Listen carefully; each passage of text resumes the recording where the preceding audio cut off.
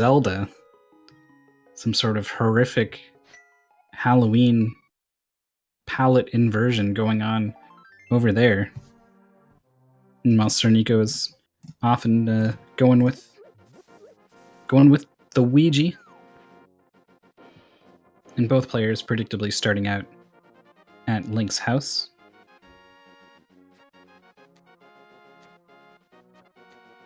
SirNiko is not going to opt for a tree pull. CrossProduct's thinking about it, trying to lure the guards over.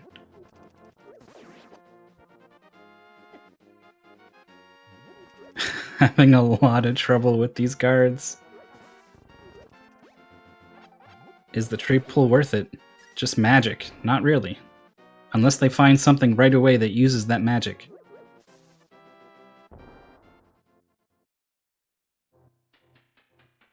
Boots. An incredible early game find. These guys are not going to be bootsless at all in this seed. Both players going to be happy to have that, as SirNiko has jumped out to a little bit of a lead thanks to not dealing with the Hylian guards. That was something. So dashing around with boots and no sword. Just hand out like a football player. The stiff arm. See how well it works. Not often you get to route in the Sanctuary Bonk Rocks into your initial trip over to Lumberjack Cave, Lost Woods, Kakariko. But thanks to these super early boots, that's going to be the case.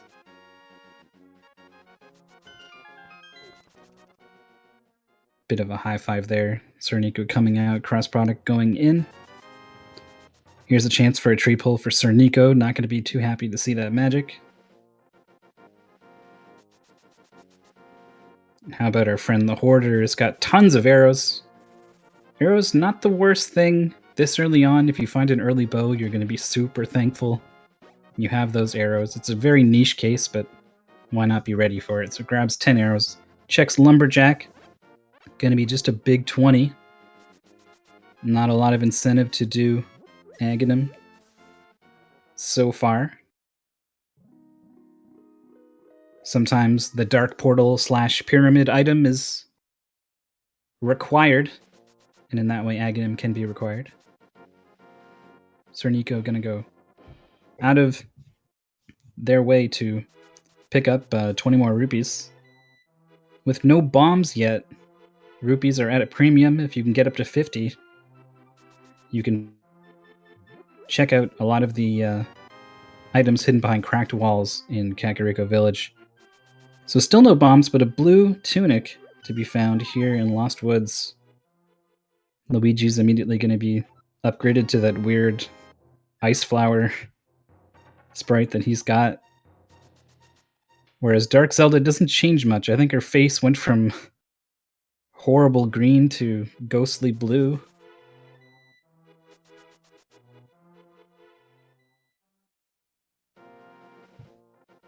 Nico's ahead, GG. It's a bit early to be calling it.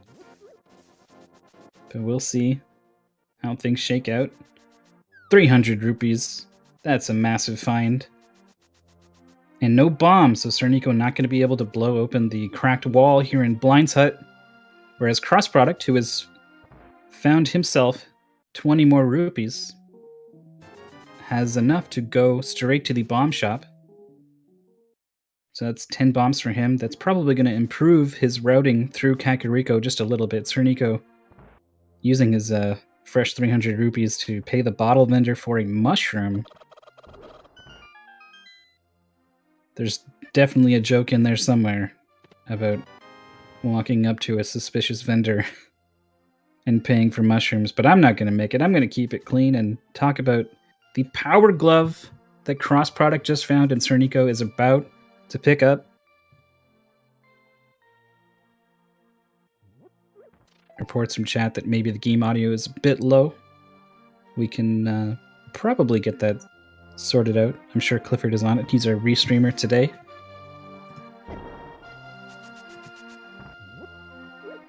And I think FF Guru is going to be on tracking for us.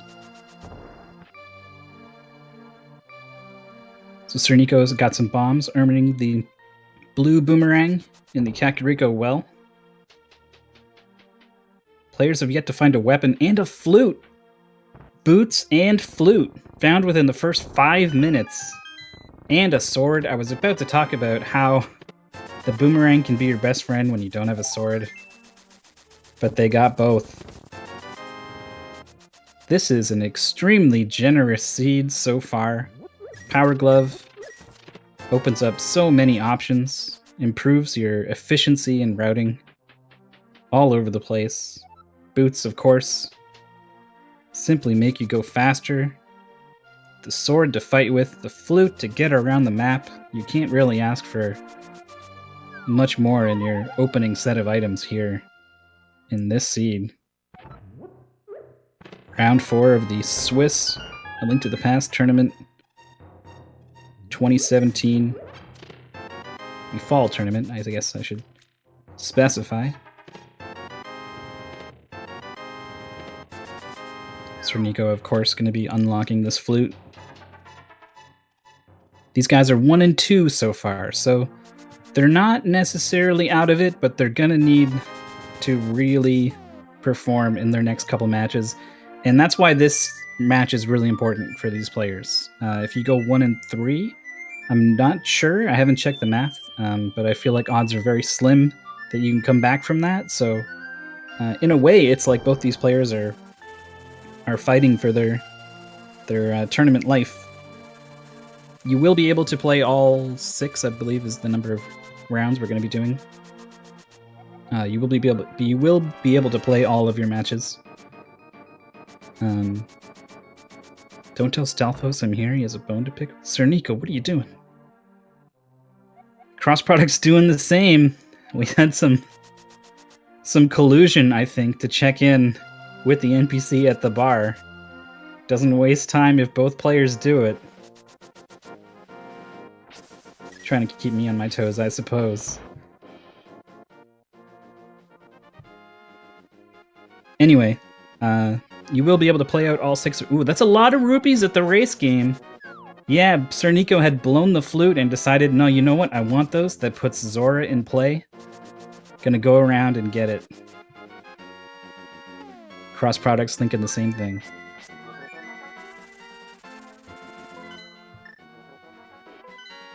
Anyway, the people who performed the best in this Swiss round, the people with the best records, and then there's probably some sort of tiebreaker situation that I should probably be more familiar with. It might just be left to challenge, but sometimes I don't entirely trust the way challenge works. It can be a little weird, but I'm sure we'll work out a proper tiebreak situation. Either way, coming back from 1 and 3 is going to be super tough, and there is a single elimination bracket waiting after this this Swiss tournament. The top players advance and compete to see who's going to be on top. So the players have all completed their Kakariko adventure. They've got all these wonderful items and a lot of options. CrossProduct opting to continue the standard early game route by heading to Dam and Mini Moldorm.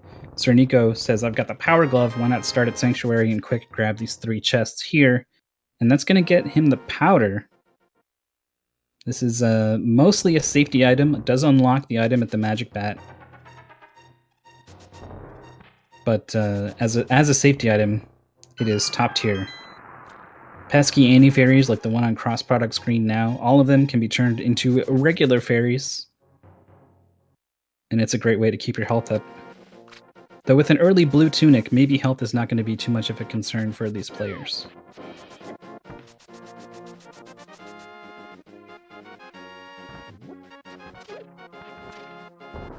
CrossProduct's going to be the first one to the Mini Moldorm Cave.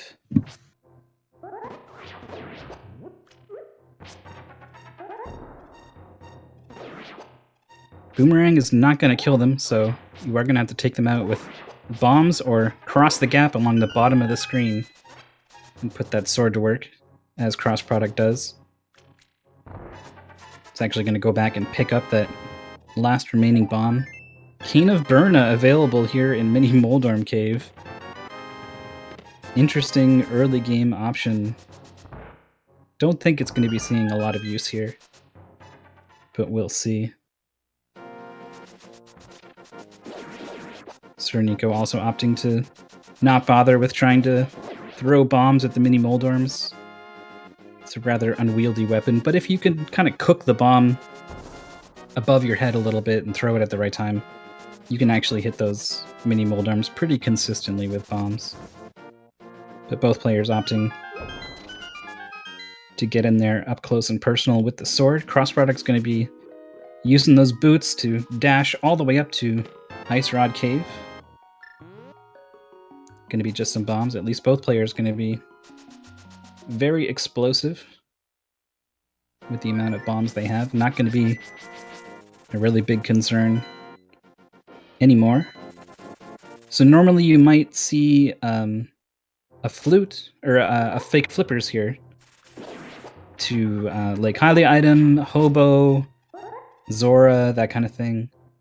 But these guys got a lot of items that can open up some better locations, really. So CrossProduct fluted over to Death Mountain and is now trying to save the old man in the dark. Without the lantern, this is going to be considered a sequence break.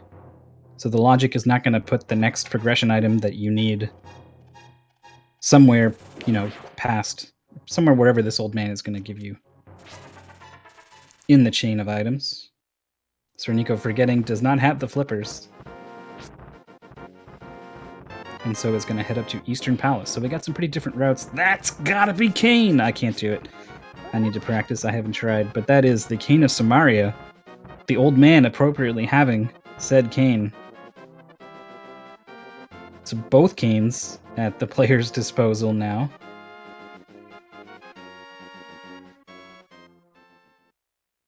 SirNiko is going to be getting the shovel and the book here in Sahasrah's hut. So without a fire source, can't quite complete desert yet. But you can get in there and look around quite a bit. And it looks like that's what SirNiko is thinking. The items have been arrayed in just such a way that the players are now... I thought we're going to be led down some pretty different routes, but CrossProduct is on their way now to Sahasrah's hut. We'll see if he makes the same decision as SirNiko to head straight to desert. Without the bow, you don't really want to go inside Eastern Palace.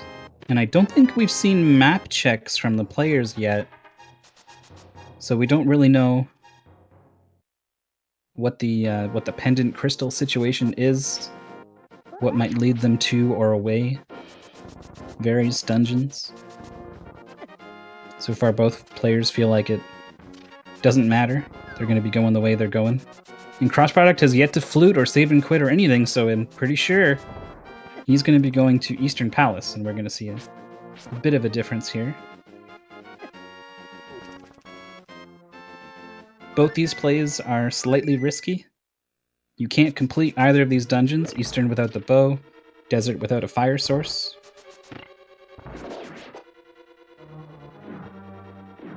But maybe they find something that can continue their progression through the game.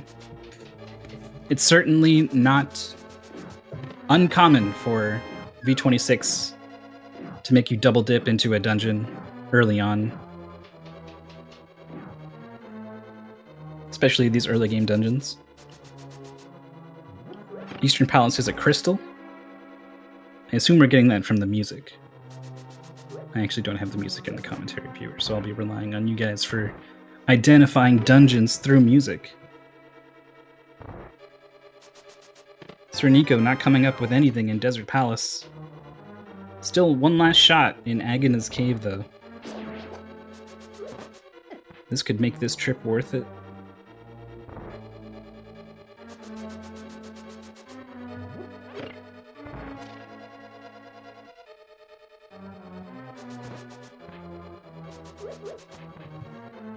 Oh yeah, there is the fake powder glitch in play. I mean, SirNiko actually has the powder, but CrossProduct doesn't yet. And how the fake powder works is you go to the magic bat, you swing the Cane of Samaria at the bat, and then you pause and switch to the mushroom, and the game treats it as if you used the powder. It's an incredibly bizarre interaction. And it is considered a minor glitch, so it is allowed. SirNiko is going to be turning in this mushroom that the players have had for a while, and they've had the flute for a while too, so this could have happened pretty early on, and it's the cape. Oh, we knew that.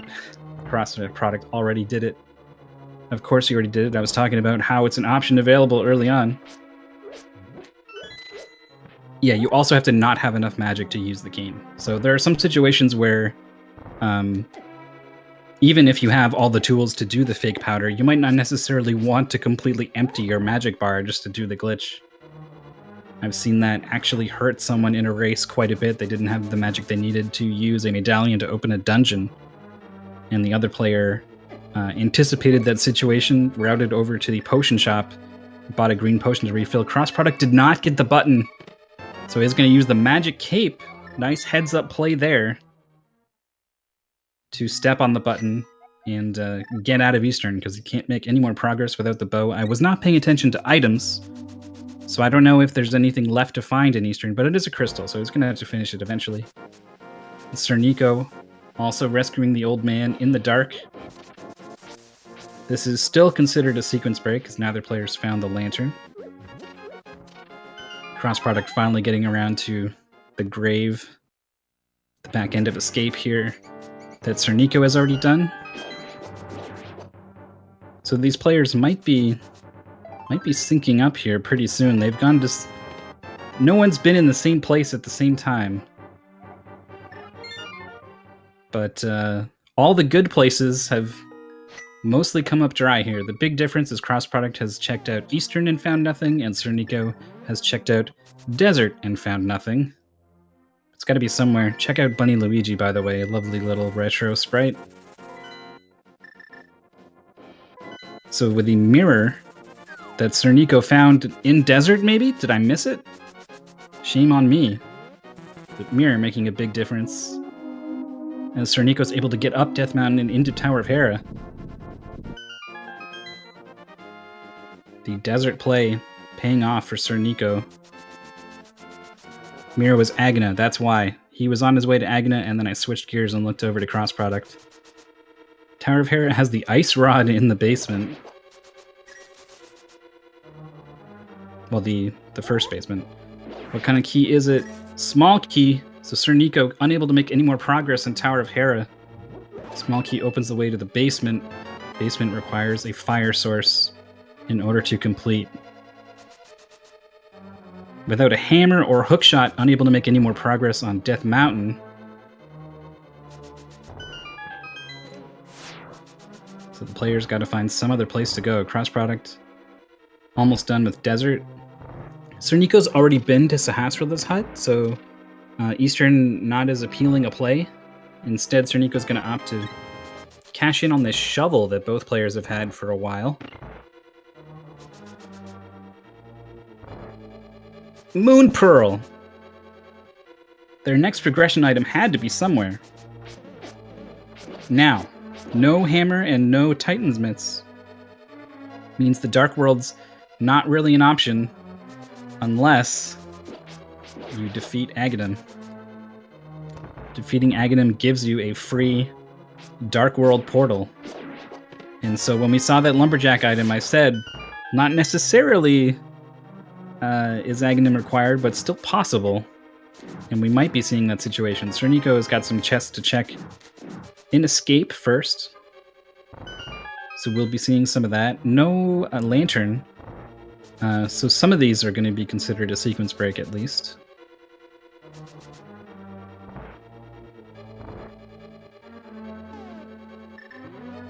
Key from the guard there.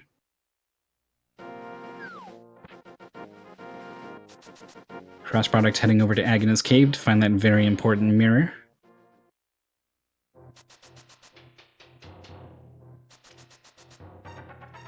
Interesting that you can get up the Tower of Hera and your progress is almost instantly blocked, but there is an item available there to the players. And of all things, it's the Ice Rod. We don't know yet if Turtle Rock is required. Mirror for CrossProduct actually taking a moment to consider, wait a minute, what does that even mean?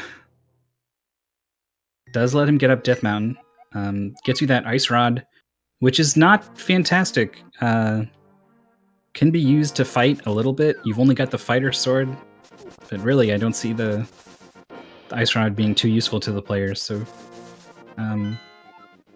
probably a net win for CrossProduct.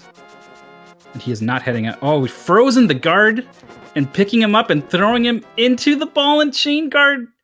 Oh, multiple times. I said the ice rod was not going to be useful, but my goodness. Was I wrong? That was amazing, SirNiko. Throwing people into other people. River City Ransom up in here.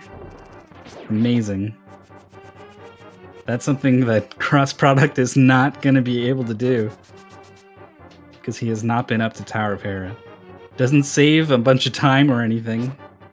But boy, is it cool. SirNiko, remembering, already turned in the mushroom. Neither player has done much fake flippering. SirNiko is going to do that now. Didn't quite get it lined up. And is going to just freehand it now. This one looks good. Yep. Fake flippers acquired. So this is going to lead to a sequence break. But maybe that's good enough. Well, not technically. It's possible to get up here to Waterfall Cave with the items they have without doing the fake flippers. So the logic could be leading them here, and this could just be a shortcut. We'll see. Limited options as to where to go. Red mail is nice to have, but it's not going to open up any new locations. And now we're walking on water a little bit. Oh yeah, flippers would stop you from getting in the cave. But Zora is reachable.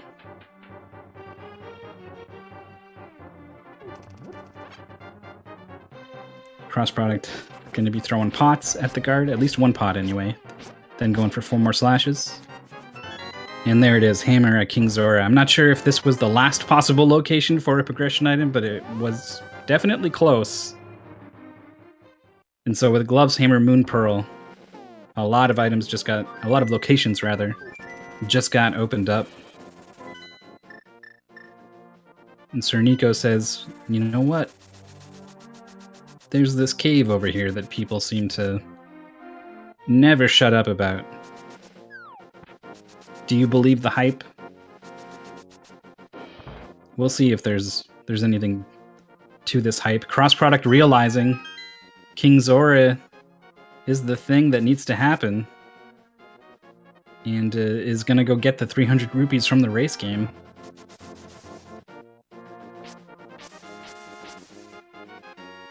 Hype cave so far, not so hype. Hyper gripe, here it comes. Heart, rupee, arrows, Titan's mitts! That is hype enough, ladies and gentlemen. It's one item, but it's a super duper important item. Tons more of the Dark World just got opened up. SirNiko is looking pretty good as CrossProduct is spinning his wheels just a little bit. Thanks to this King Zora bottleneck. Gonna be digging up the Moon Pearl. Wait, that doesn't work, CrossProduct. Can you still dig it if you've... Oh no! The shovel dash doesn't work. It only actually digs the last thing. And so it also marks that spot as marked, so CrossProduct has to leave and come back. You only looked like you dug. And then it turns out to be the ever-important Moon Pearl. So I was saying CrossProduct was like kind of losing time by heading over to the race game, but also led him over to that Moon Pearl. So double-edged sword there. Very important that he found that Moon Pearl. Now is the rupees for Zora, so it's fluted to the witch's hut and it's going to be dashing along. As SirNiko, done with Hype Cave, is going to be checking out a whole bunch of locations here in the Dark World. Pretty much everywhere he goes, something is going to be available to check. We're now at Stumpy with the big 20.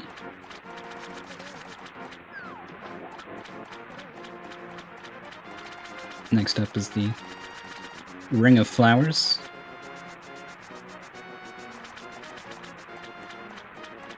Haunted Grove Cave, whatever you want to call it.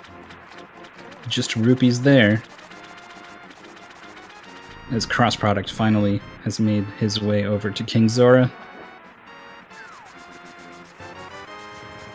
And earns the hammer.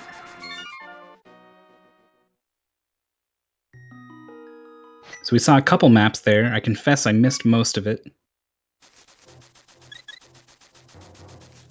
But chat will help get us sorted out, and that will be good to see. CrossProduct, oh no. Wait. Yeah, is not going to get the Titan's Mitts here, is not going to Hype Cave, and is instead going to be using this hammer to get to the eastern side of Death Mountain. This isn't necessarily wrong compared to checking Hype Cave. It's just different, and in this case, it turns out to be very harmful to your time. So we'll see. We'll see if lack of Titan's Mitts is going to hurt CrossProduct here because he doesn't get to check both light and dark Death Mountain while he's here in one go. SirNiko will be able to do that when SirNiko decides to finally head up Death Mountain.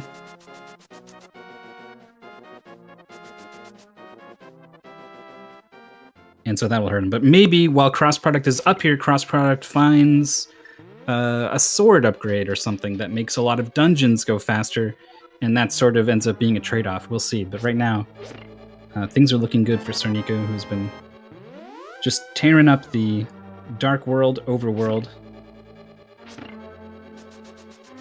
Putting those Titan's Mitts and Hammer, Moon Pearl combo to good use. The mirror as well. All getting a lot of use. We've got the powder and the hammer, so we're going to be checking out the magic bat. CrossProduct's earned the Ice Rod and has found out Tower of Hera to be fire locked. And here we go. This is why CrossProduct came up this way. Hammer now to knock down these pegs. Check out the eastern sides. This could be important. The lamp! He's found the lamp! It's on the Lake Hylia ledge, but he can't get to it without the Titan's Mitts. He has the information he needs, but not the item. Whereas SirNiko has the item, but not the information. Oh boy. What an interesting development here. Up on Death Mountain. Lake Hylia. I always call it Lake Hylia, and it's not. It is the island. The other item you can't reach without the mirror on an island. But it's on a mountain, not in a lake. Plus, I got a little excited. Just a little. So SirNiko has the purple chest. We're going to be turning this in.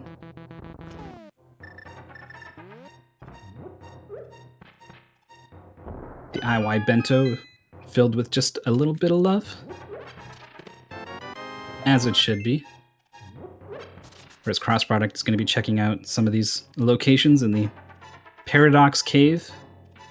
That's 2. Having trouble finding the stairs, I think was maybe turning to the tracker or the map or just thinking and just assuming that the screen transition was playing out, but it wasn't. It was just kind of running his face into the wall a little bit there. CrossProduct's worked that out, and here we go. 5 items here that could maybe give him an advantage over SirNiko, who currently I would put in the lead with those Titan's Mitts, and it's not going to be anything there. So CrossProduct has the flute out, and he'll be going somewhere else. SirNiko's opted to head to Skull Woods. Without the fire rod, this is not currently completable, but the way the dungeon is divided, you can make pretty good progress checking for items, like the Ether Medallion. And if you don't find the fire rod, it's pretty easy to come back later and not lose too much time doing it that way. So a lot of players like to check Skull Woods early here, even without the fire rod. And the net, along with the previous find, the Ether Medallion, is going to be all SirNiko is looking for here. CrossProduct giving us a nice long look at the map. Thieves Town has a green pendant. That's pretty interesting. Thieves Town is a very primo location. Once you get to the Dark World, it's doesn't require many things to complete it, and has a lot of locations, and is a fairly short dungeon as well. So when it's a crystal, you're normally going to always go there. And thank goodness CrossProduct. Oh, pedestal check. Release me so I can go bzzz. There is a bee in a bottle on the pedestal. Now, technically, that could be required. If Sick Kid is holding something that prevents you from getting to all the other bottles. But, I mean, the odds of that are pretty pretty slim, so I don't think completing pendant dungeons is going to be a priority. What is a priority is finding the Titan's Mitts and putting it to use. CrossProduct finished Hype Cave, has picked up the Titan's Mitts, has sort of gained that key item that SirNiko has had on him for the past little while. Has definitely lost time due to the routing of Death Mountain first. But it's important to note that the lamp is a pretty tricky item. It is a fire source, and it makes a lot of dark rooms go a lot faster.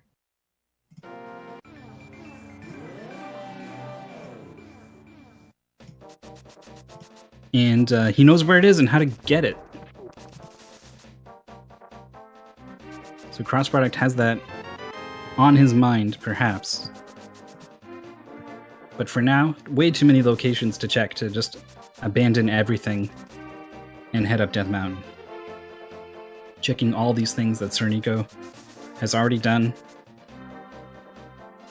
SirNiko's now routing out Northern Hyrule, both dark and light. King's Tomb has the bow! Another key item discovered. Not many left. We know where the lantern is. There's basically a hookshot, fire rod. We know where Ether is. We don't know what medallions are required just yet, I think. And flippers, I think, also required. Quote-unquote required. No, swamp is crystal, so definitely required. So a couple of required items left. Not really on the precipice of go mode yet or anything.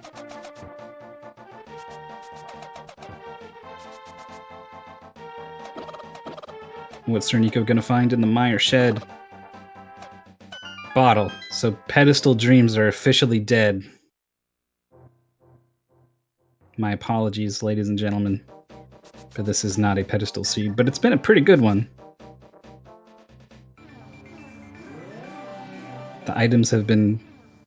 They came out early, and then they've been kind of slow and steady since then, except for that bottleneck at King Zora. That was... that took both players a little bit to arrive at. The rupees for King Zora were pretty much available, but you did have to go a little bit out of your way to things like the race game in order to get them.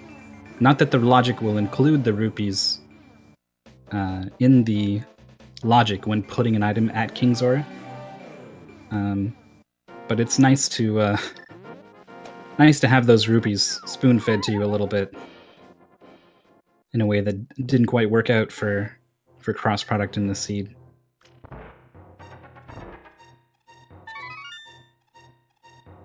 CrossProduct also going to Magic Bat with purple chest in tow. I'm pretty sure SirNiko did not dip into Thieves Town. It is a pendant, so I certainly couldn't blame him for heading to Palace of Darkness. No lantern, so gonna have to be fumbling around in the dark a little bit. I wonder if CrossProduct will opt to go here before picking up that lantern on Death Mountain. There are still Dark World locations to check on Death Mountain, so it's not like you're going all the way up there just for the lantern. But still, there's a ton of places for both players, but especially CrossProduct at this moment. So I don't know if he'll make a priority of going over there just right now. SirNiko, before heading into Palace of Darkness, is going to be heading into Eastern. And this is another advantage for him over CrossProduct. CrossProduct did this earlier as much as he could, but was unable to finish it without the bow that SirNiko has found in King's Tomb, so this is going to be a one-shot trip into Eastern Palace for SirNiko.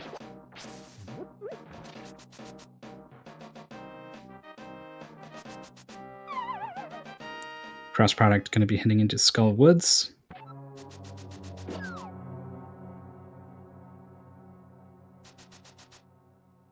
Ether Medallion and I think it was Red Mail waiting to be found here.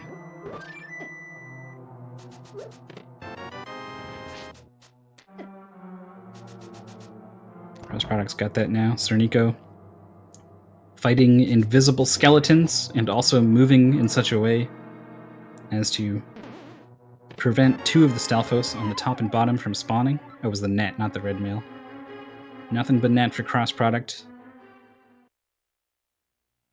He is out of here. Skullwood's also a pendant. It doesn't even need to worry about finishing it, really. And I think CrossProduct is also thinking, got this book, I'm pretty close. Let's do a pedestal check. SirNiko thought the same thing. Revealed some very amusing but also disappointing information that it is a bee in a bottle. Dark Eastern Palace rooms here for SirNiko.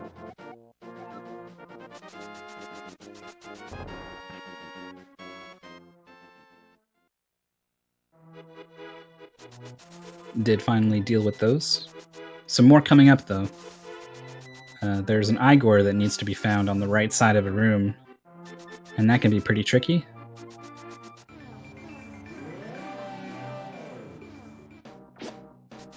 So we'll see how that goes for SirNiko. After that, it should be pretty smooth sailing through Eastern Palace.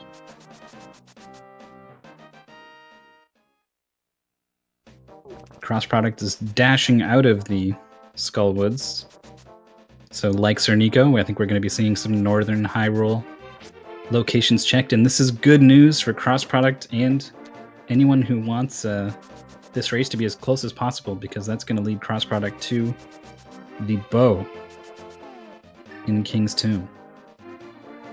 Here's SirNiko putting Ether to work here to deal with the Igor. Nicely done.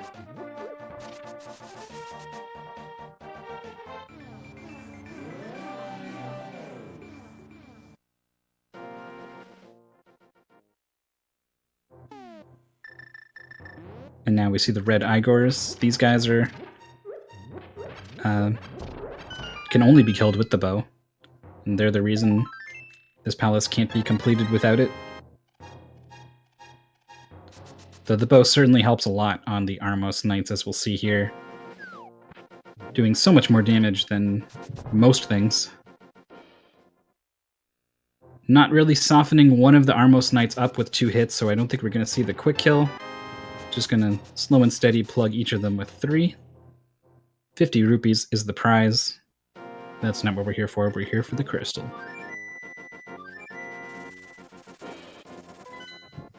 Bow acquired for CrossProduct. Now in the same item situation as SirNiko, but the difference is CrossProduct knows where the lantern is.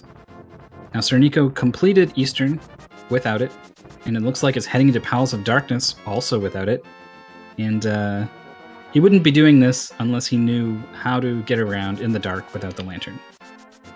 So it's not like SirNiko's not going to be able to finish the dungeon, but he's going to be losing time here. I don't care how well you play or how much you practice these dark rooms, you're simply not going to be doing them as quickly in the dark as you will in the light. So that's going to be time saved for Cross when he does both those dungeons with the lamp. So sort of trading advantages here are the players. CrossProduct had to double dip into Eastern, whereas SirNiko got to do them both in one, but CrossProduct is going to have the lantern, SirNiko's not.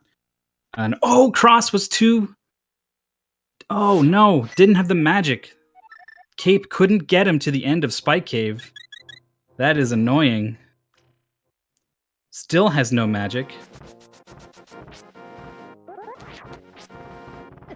Had the Cane of Burna available and opted for the less laggy, faster option in the Cape, but the downside of the Cape is that over long distances, it uses up more magic than the Cane of Burna, and I think that would have made the difference in CrossProduct's Spike Cave adventure.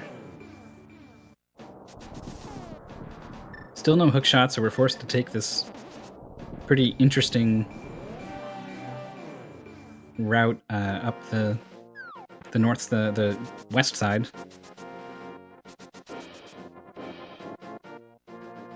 But we do finally get there.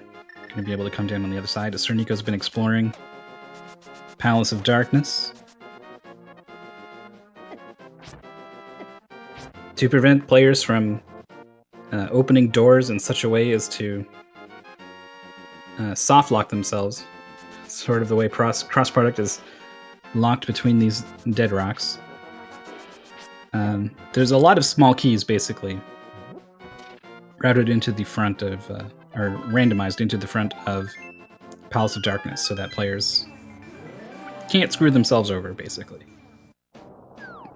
And so, while I haven't been paying too close attention to SirNiko and the items that he's found in Palace of Darkness, there's a good chance it's mostly keys. Good stuff. Did find a piece of heart, though.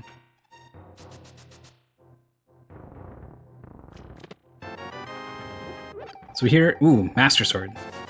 Another advantage for CrossProduct to go to Dark Death Mountain.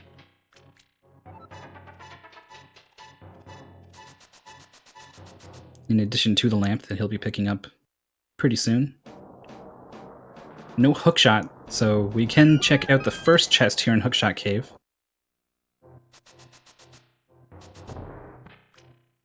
Oh, and the chat also smartly pointing out a magic refill for CrossProduct that's going to enable Spike Cave. CrossProduct not forgetting about that lamp. As SirNiko into the dark rooms in Palace of Darkness, holding the sword out to get these sparkles to help him find his way. And is doing a great job. Not sure what was found in the dark maze. If we don't find out soon, perhaps CrossProduct will show us, as he's found the lantern to light the way. Getting a look at the menu. Don't think I noticed anything new.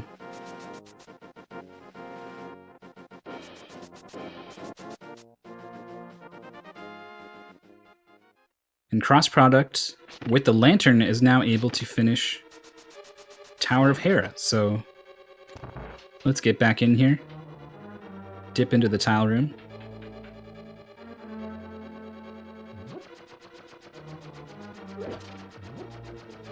Eastern Palace finished by SirNiko. And no items of note, I think, inside. CrossProduct has the mirror out. I was worried that he thought it was the boomerang for some reason and was going to try to boom dash and get up on top of the pegs and just kind of hang out. Accidentally using the mirror in that situation would really suck. But mirror is what you want out right now. Well, wait, he should have the lantern to light the torches. That's the whole reason why we can come here now.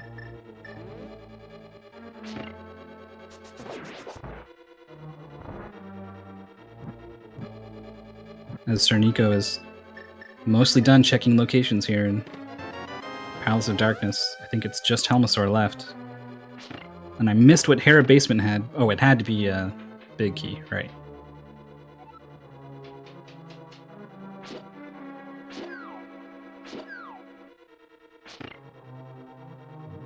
Taking moments to make sure that those shots on those mimics are all lined up is SirNiko.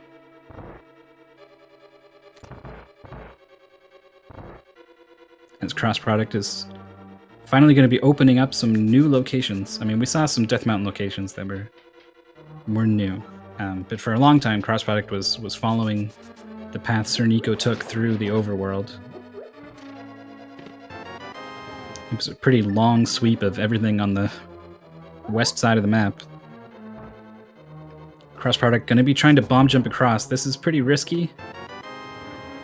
If you fall, it really sucks, but he doesn't.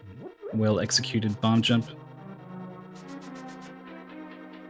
And just a map, so yeah, even though this is a crystal, it means Landmolus, or Moldorm, the other worm-like boss, is holding the final item. SirNiko in the turtle room, I think, doesn't have anything to light the torches, which would be the fire rod, I guess.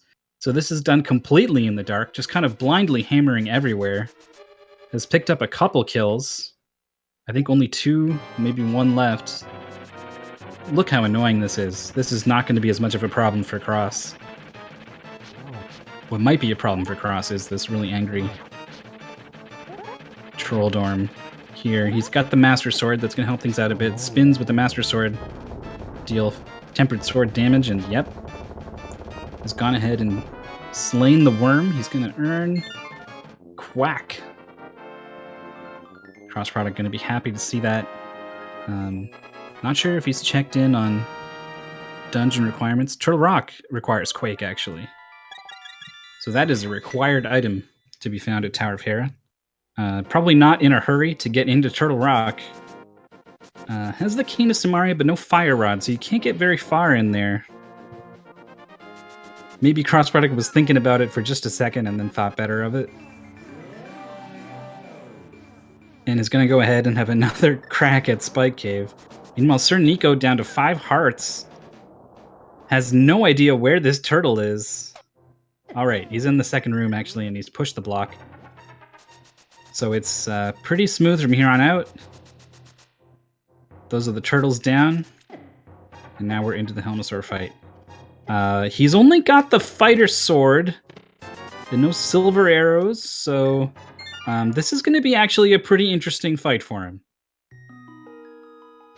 Pretty sure the only thing he has in the bottle is... No, I have no idea what's in the bottle, but he does have a bottle of something, and it might matter. Taking half a heart there. Red Mail is going to go a long way in this fight. He is going to be opting to use the bow. It is pretty hard to land these arrows. Dodging the tail swipe, getting the charge, dealing with this Helmasaur fight. Oh, the standing there, point blank, taking all the arrows. Fantastic Helmasaur fight from SirNiko as CrossProduct is heading into the Mire Shed. This is a place SirNiko has already checked.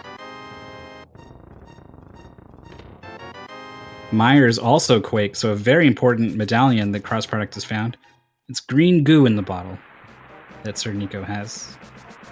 So with the cape, you know, if got absolutely desperate, he could have pulled out that cape and that green bottle. But a fantastic fight like that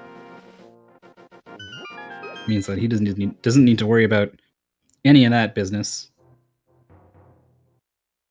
And I'm honestly not sure where he's going now.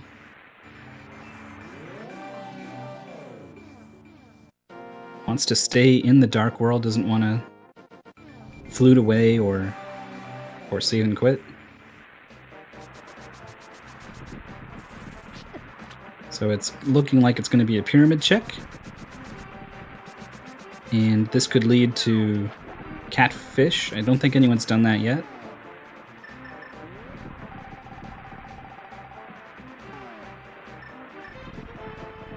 Not quite executing on spin speed there is SirNiko. Just 20 rupees on the pyramid. As CrossProduct is putting the Quake medallion to use to open up Misery Mire. Now he still does not have the Fire Rod. But I don't think it is strictly required. I think as long as he has the lantern, he's going to be able to light all 4 of those torches in that one room.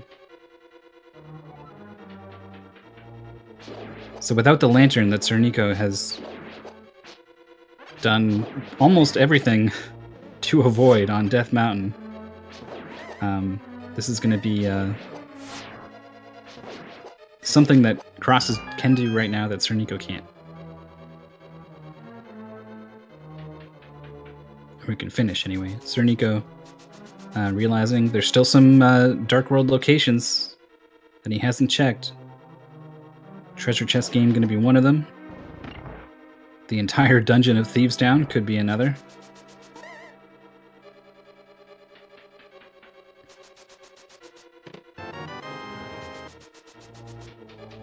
They just had access to so many things once they got those Titan limits from Hype Cave.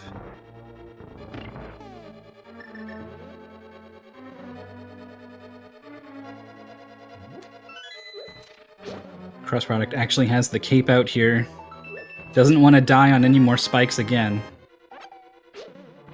The logic will actually require some sort of immunity to get that item in that chest. As well as, I think, a couple other locations here in Misery Mire, as well as Spike Cave. Because although you can tank the damage fairly easily here and not so easily in Spike Cave, but it is possible, the logic has been changed to make it possible to beat the game without getting hit. Because there's a one-hit KO mode, and they don't want the game to be impossible for those players. Bottle turned into Sick Kid for a heart container.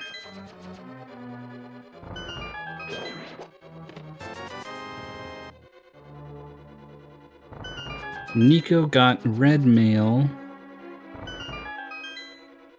Not from Skull Woods. Oh, the waterfall.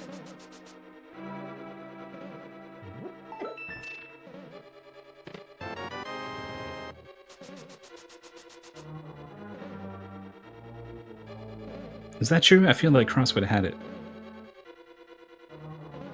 Unless Cross does have it. I need to take a look at that sprite again. No, I think that sprite is still blue.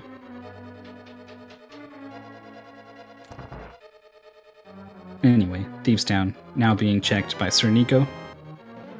This is a pendant Thieves Town, but it's a green pendant Thieves Town, so the scales swing back and forth as to whether or not you want to come in here for items.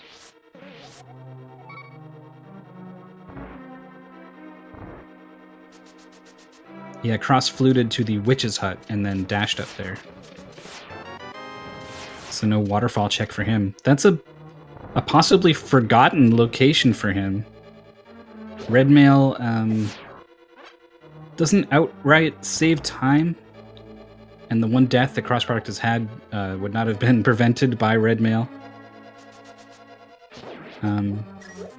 But that can be a nice thing to have in a lot of situations. They're up to 12 hearts now, so I don't think it's, you know, a really big deal that he's missed out on it. But it could be something that makes Cross go, you know, oh shoot, I forgot about that location this whole time. Doing the cape dash up the hellway is SirNiko. I like it. It is a very tricky room that just got made a whole lot easier.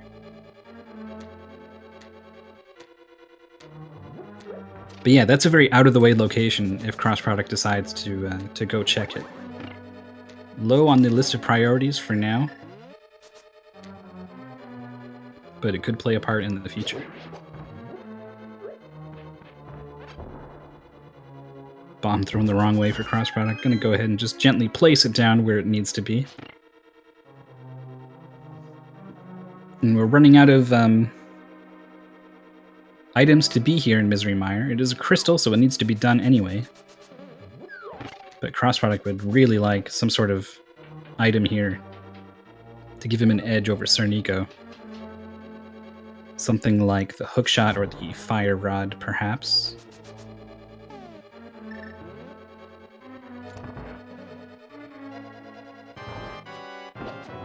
We'll see if Vitreous has it. Has the cape, so could opt for cape strats here, but is going to try to plug away with the bow instead. With the Master Sword, it's going to take a lot of sword spins. So Cross not quite feeling up to it.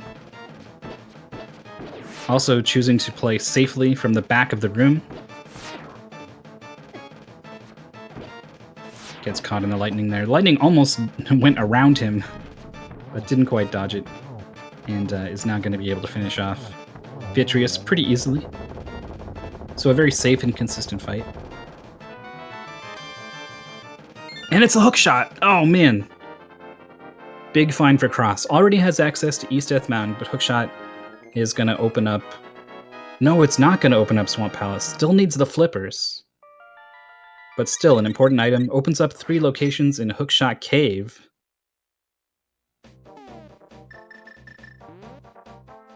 And that might be all for the moment.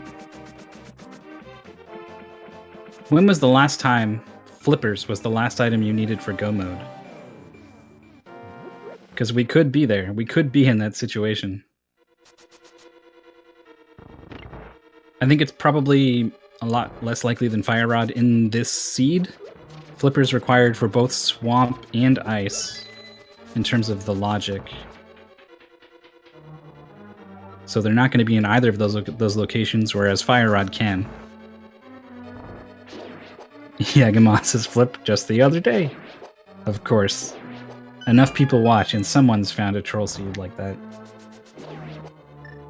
SirNiko finishing off Thieves Town, getting the green pendant, as well as a sword upgrade. So SirNiko is finally swinging around something other than that. Well, I was going to call it a butter knife, but I don't want to confuse it with the butter sword, which is quite a different sword. The fighter sword has now been upgraded to master. And SirNiko is going to be turning in the green pendant. What's it going to be? 300 rupees. SirNiko wins the cash prize for finding the lost pendant. Congrats to him. But it's not one of these things he's looking for. CrossProduct using the Ice Rod on Landmolas. It does, I think, Fire Rod damage to them. It's a little more unwieldy than using the Fire Rod. But if you don't have the Fire Rod, Ice Rod will do in a pinch.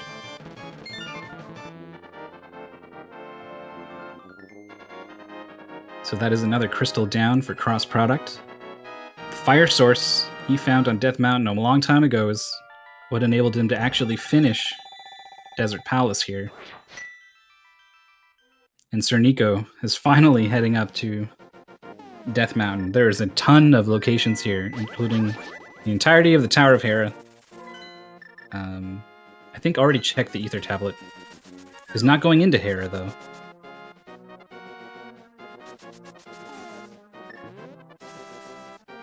Oh, you know what? Still needs the lantern. Has not found that yet, of course. But the lantern, waiting to be found, as well as another sword upgrade. Does spy the lantern there on the ledge. Nico's going to be happy to see that.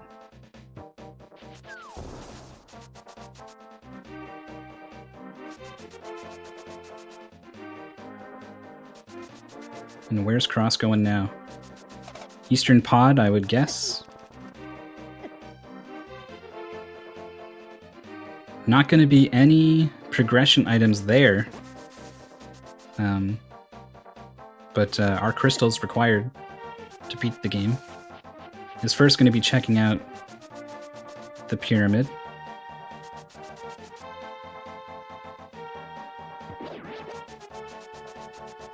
As SirNiko still has a ton of Death Mountain left to explore.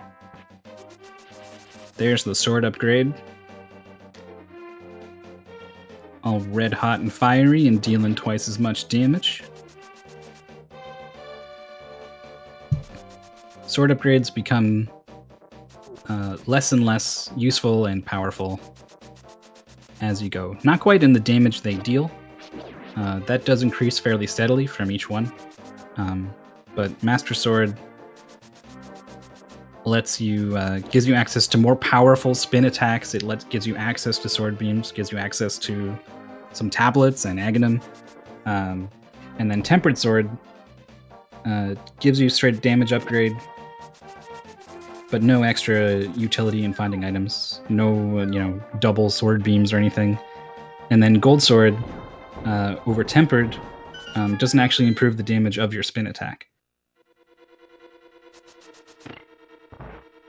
But still, the going from Master to Tempered is a pretty big jump. Will help a lot in just fighting your way through dungeons.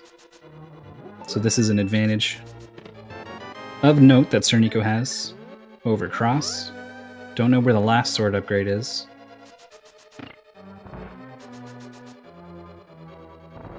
And SirNiko with the lantern now heading back to Tower of Hera.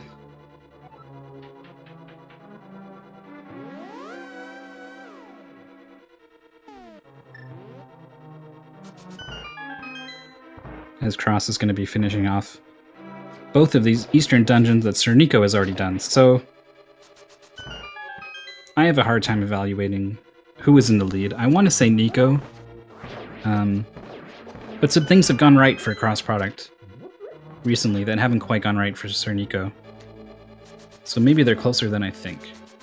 CrossProduct has to do both of these dungeons. I think has done as much of Skullwoods as SirNiko. Both players haven't been to Swamp or Ice yet. Cross also has to do Thieves Town. So 3 whole dungeons that SirNiko's done that CrossProduct hasn't. But Cross has done Mire, has done Desert, and Hera. So 3 different dungeons completed on both sides. And it won't really be clear to me anyway. Maybe some of you guys in chat will be able to make better guesses as to who's ahead. But with such disparity between the 2 players, I think it's pretty hard to say at this point. Of course, it could all not really matter and come down to whoever finds the damn fire rod. Flippers as well remain to be found and need to be found in order to finish Swamp Palace. And we already know Quake is the medallion to open Turtle Rock. So those are our last 2 required items that need to be found. And neither player is going to discover either of them for quite a while, because currently they are on a path to complete the dungeons that the other has already done.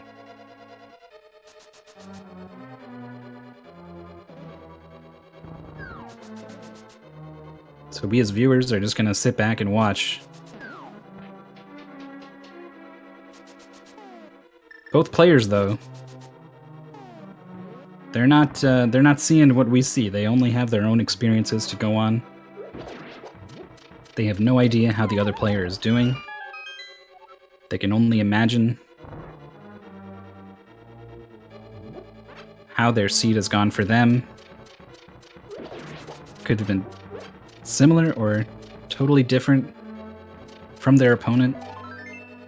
And depending on how they're feeling, that can influence them to make certain decisions, their willingness to gamble, that sort of thing. I think both players are probably of a similar mindset. You never know. It varies a lot from person to person. Sometimes when someone's anything less than perfect, they feel like they're doing horribly. And then some people are pretty chill, and no matter what, they feel like they're doing okay. And I think most people obviously fall somewhere in between. But SirNiko pulling out the Tempered Sword spins with the cape for the Moldorm 2-shot. There's that Quake medallion. Opening up both dungeons, though you can't get too far in Turtle Rock without that fire rod. They did check the ledge south of the Haunted Grove. Neither player's checked Catfish, I think. CrossProduct also has to check the waterfall, so if he were to find the flippers, I think he would head over there pretty soon. And yeah, the Pedestal Dreams are dead, unfortunately. So I think it's going to be Fire Rod in Ice Palace. And then these flippers. These flippers have got to be somewhere weird.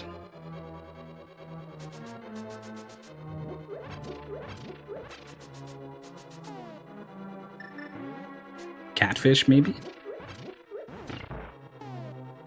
One of the fun things about Randomizer is trying to work out these things. But the flippers can't be in Swamp or Ice. The logic will not place them there because the flippers are required to get to any items without any minor glitches.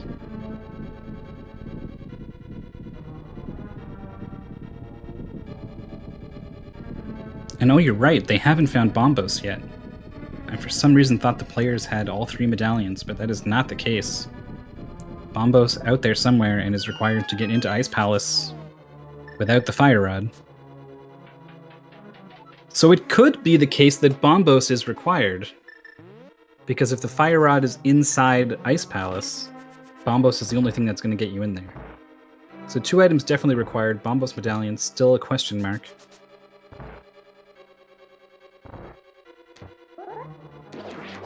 I think there's one chest you can check in Turtle Rock without the Fire Rod. And if that chest is a small key, you can keep going for a little bit. I confess these sorts of intricacies to the dungeons are a weakness of mine. But I think it's not impossible for something to be in Turtle Rock, which would be a very trolly place for it. But honestly, at this point, they're running out of non-trolly places for these things to be.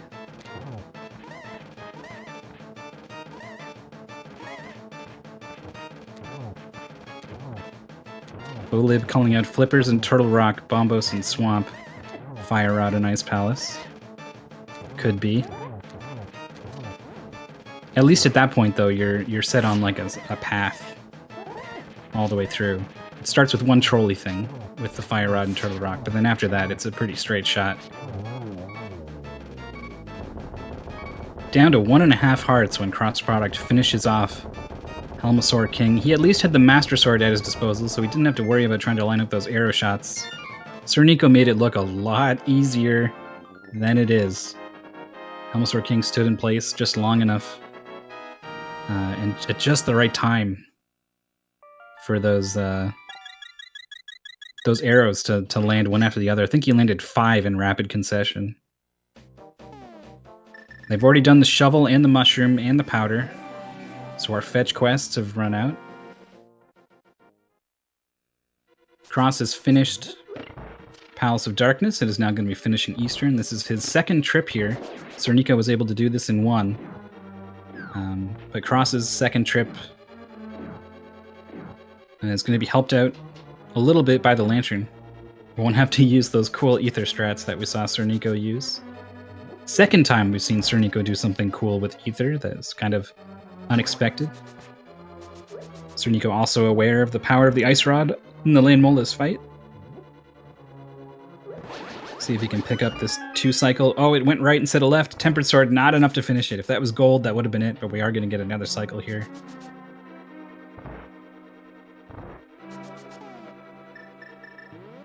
They've also already turned in the green pendant, so that is not where the Fire Rod is.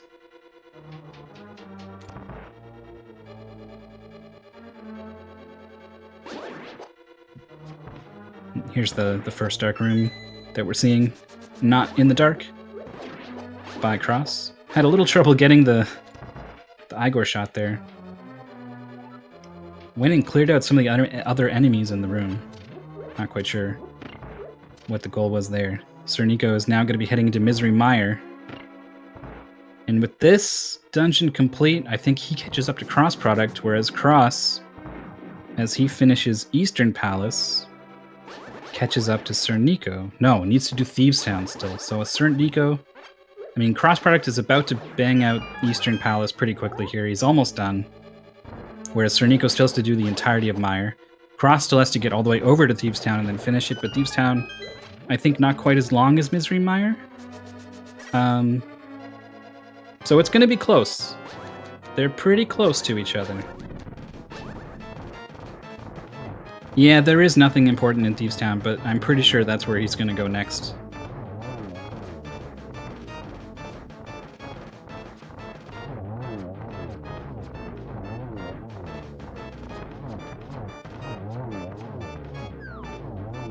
And then if he then goes to turn in the green pendant, then we'll definitely see SirNiko pull ahead.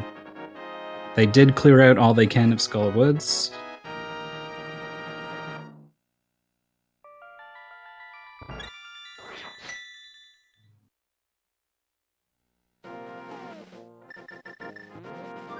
So we'll see. Where's Cross going? He's got the flute out.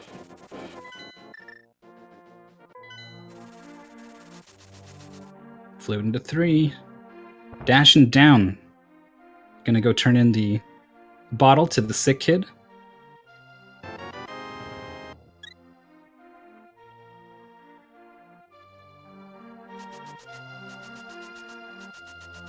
As SirNiko is heading through the big key door in Mire. I think pretty quick here. I haven't really been paying attention to the layout of items here, but it's... I mean, it's possible he cleared out the whole Mire well very quickly. Or maybe found items in just such a way as to figure I don't need to check the other locations. It's looking like Cross is indeed heading to Thieves Town. It's going to be a very tempting place to go after checking the treasure game, Sea House, the other one. Trying to open a third treasure chest. Doesn't work like that, Cross, unfortunately.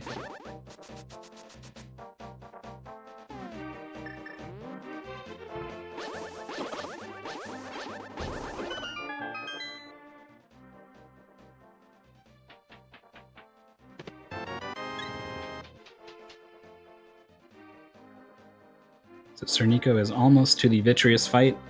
Has a tempered sword, so the cape and slash strats might be the way to go here. Yep, he is pulling out the cape. Does not have half magic, but the lovely thing about... Well, I guess he's going to be dashing instead of slashing. If you opt to stand and slash, the timer on the cape actually doesn't run out while you're slashing. So you can pretty much do it as much as you want, and it's not a problem. But able to get all the eyes down with the dashes, and before it runs out, and that means he can pull out the bow and finish off the second phase. As usual, earns the hook shot, and has got to be feeling pretty good about that. CrossProduct has indeed gone into Thieves Town. We know he's only going to get a sword upgrade in here. And SirNiko, after go-moding Misery Mire and just kind of hoping to find something, is going back in to clear out a lot of these other locations that he passed up. I have no idea if this is slower or faster than doing the dungeon in one shot. I want to guess that it's a little slower. But I think it probably does give you the possibility of getting really lucky and saving time. At the cost of perhaps not losing too much time, so could be an interesting gamble strat here that just didn't pay off as expected in this situation. Only finding the compass here in the big chest, as Cross has cleared out the first 4 items of Thieves Town and is now heading to the other 2/3 or a half or so of the dungeon.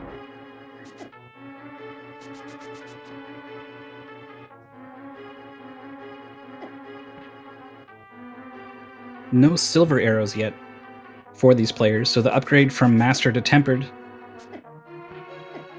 could be maybe even worth it on its own for this Thieves Town visit.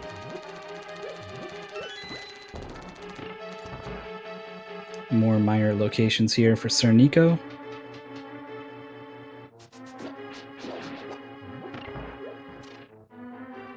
The Ledge of Haunted Grove was something, 5 rupees, I can't remember, but has been checked.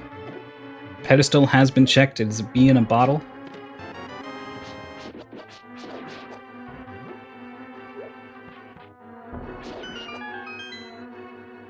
The only overworld location I can think of, and believe me, I will miss overworld locations, so don't take this as gospel, but the catfish is the one that stands out in my mind.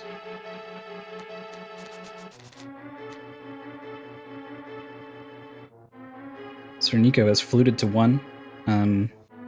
Got the hookshot, so is going to be checking out Hookshot Cave.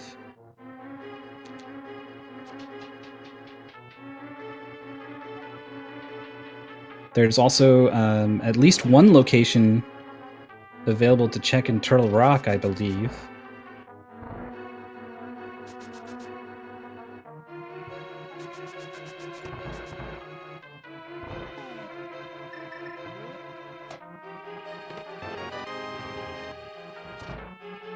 CrossProduct getting into the hammer required chest, big chest in Thieves Town.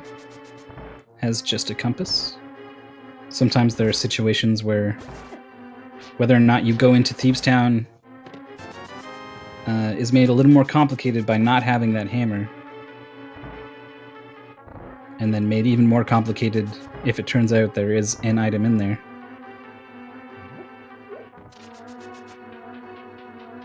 You never knew Speed Gaming 4 existed. Welcome. I will say we have yet to broadcast a Speed Gaming 5, so you're probably okay to follow channels 1 through 4.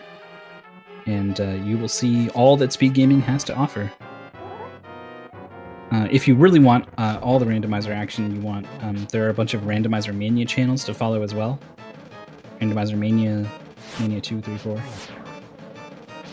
A lot of the secondary matches take place there. Flippers found, by the way, reported by chat and not the commentator, in the Hookshot Cave. I was too busy getting in those plugs. Flippers are a big find. Opens up Swamp Palace, Ice Palace, but still missing that Fire Rod. And Bombos, so Ice Palace not really an option right now. SirNiko, I think, maybe doesn't know Quake is required to open Turtle Rock. Regardless, is going to go ahead and open it now. It's nice to do Swamp Palace in Go mode, so you can skip the west side, but in this situation, after so many other locations checked, I feel like Swamp Palace probably the way to go here, but SirNiko is going inside Turtle Rock without that Fire Rod. We'll see how this turns out.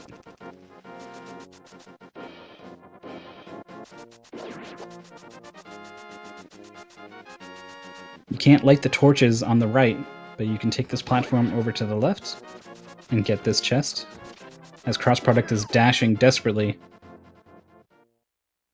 over to Sahasrara to turn in the green pendant. We know it's just going to be 300 rupees.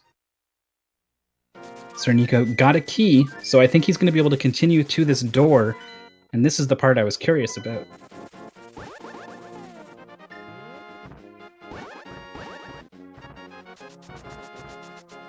As Cross is also heading up to Hookshot Cave.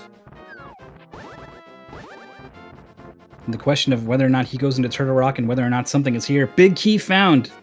Turtle Rock is Fire Rod blocked, so if CrossProduct goes to Hookshot Cave, gets the flippers, and then doesn't go to Turtle Rock, look how close this race is going to be.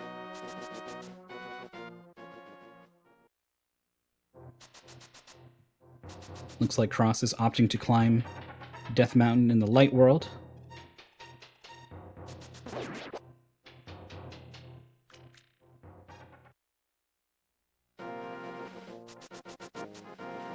I heard someone accidentally did exploration glitch, which is a hell of a thing to do accidentally. But yeah, it is possible. SirNiko heading into Swamp, one of the only things left to do in this situation. Cross is opening up Turtle Rock. It'd be even weirder to go inside before checking Hookshot Cave. Jumping left, going into Hookshot Cave. Now, that's not to say he's not going to turn around and go right back in. And keep in mind, while he's doing this, SirNiko is making progress in Swamp Palace. This is going to be, oh, I don't know, 1.5 minute difference between the players. That will widen up to maybe 2.5. If Cross goes to Turtle Rock. What's he going to do? Decision time? Oh, he's going in. Oh, this is an opportunity to make time that is not going to go his way. I don't know whether this is the right or wrong play. I mean, he's all the way up here. If the item that he did need was in here and SirNiko skipped it and then Cross, you know, got it, then he maybe wins the race, right? So you can't say this is wrong. But we do know that this is the play that is gonna lose him time against SirNiko, and this is unfortunate because they would have been so close, but as it is, SirNiko's gonna maintain this 2+ minute advantage.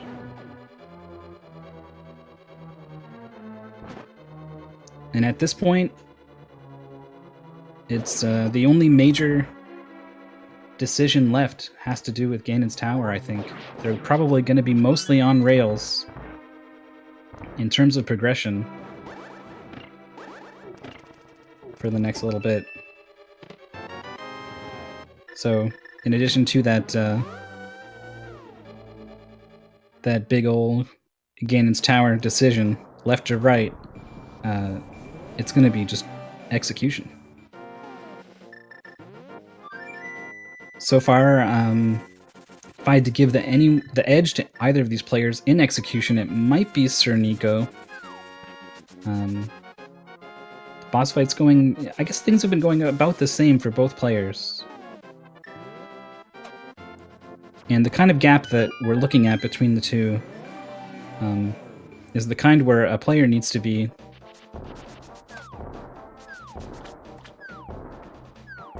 a good bit more clean on execution in order to make up this time through execution alone. So it's going to be a hell of an uphill battle for Cross.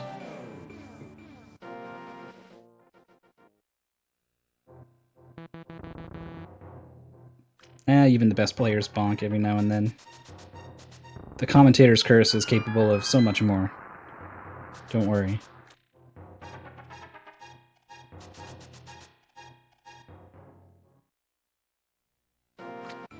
So we've had access to Swamp Palace, thanks to those flippers. But it's yet to lead us to our next item.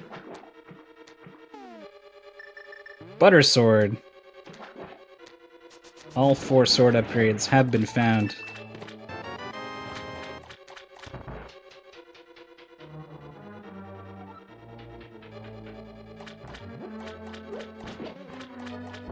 I'm going to be getting an Argus fight in just a moment. Don't think Butter really offers any sort of advantage over Tempered in the Argus fight. Depends how you approach the last phase.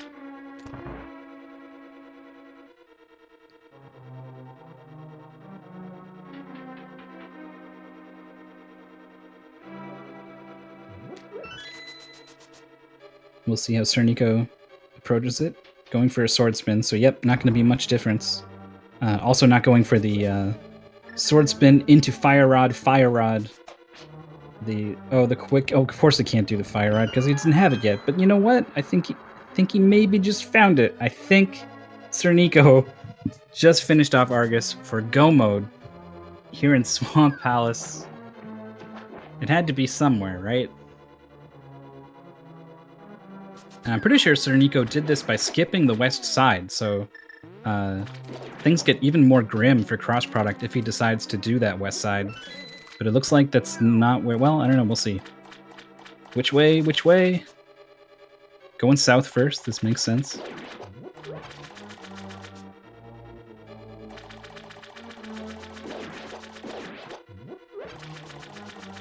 As SirNiko dashing back up Death Mountain. Can't remember if this is his 3rd or 4th visit here. But it's going to be the last.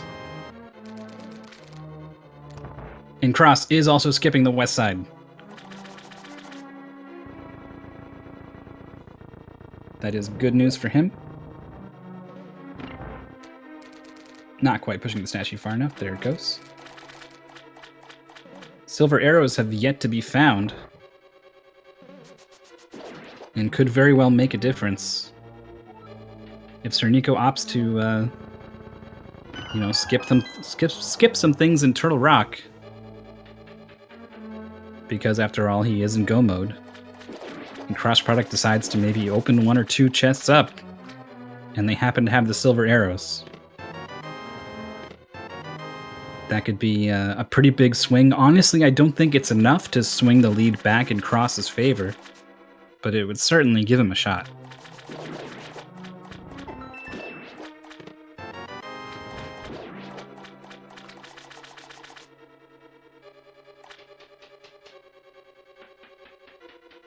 So here's the room where the Fire Rod has been required.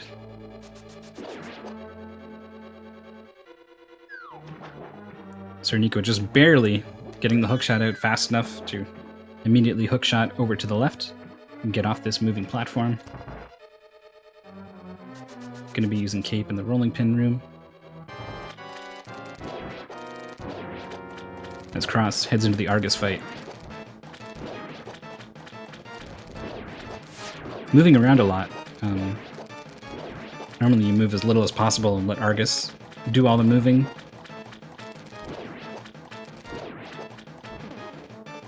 But is going to be able to avoid that second cycle.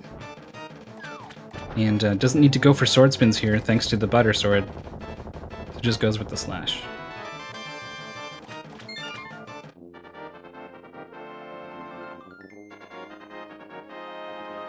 So that is Argus down for CrossProduct. Fire Rod in hand, also entering go mode. But he's got some ground to cover. SirNiko is already well into Turtle Rock, and Cross still needs to flute up the Death Mountain and head over there. Both players have already been to Turtle Rock once before, looking for that Fire Rod and not getting it.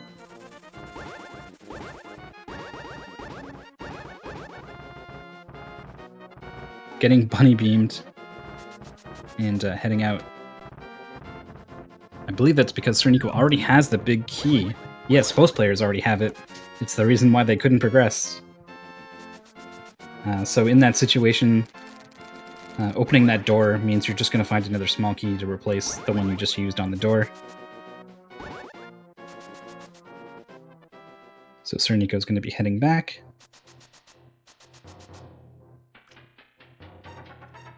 And now we're going to see what SirNiko does in terms of checking extra locations in Turtle Rock. Can mirror to Mimic Cave here, and is opting not to. It's a pretty costly timed check for one item, but maybe it has those silver arrows. Maybe Cross decides to check it, who knows?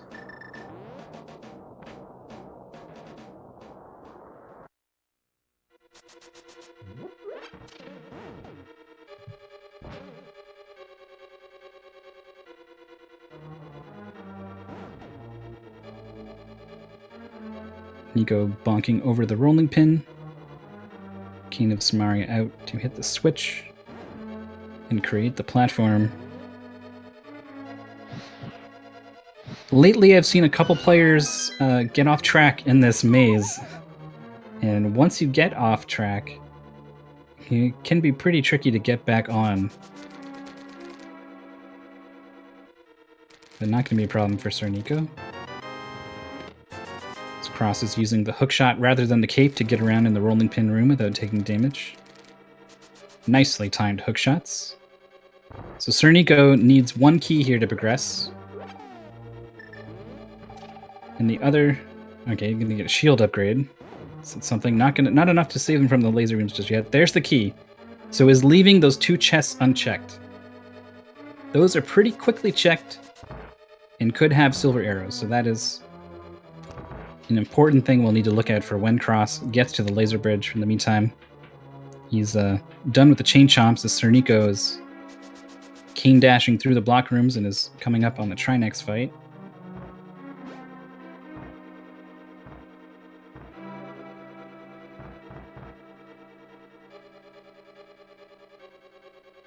Ice Rod is out.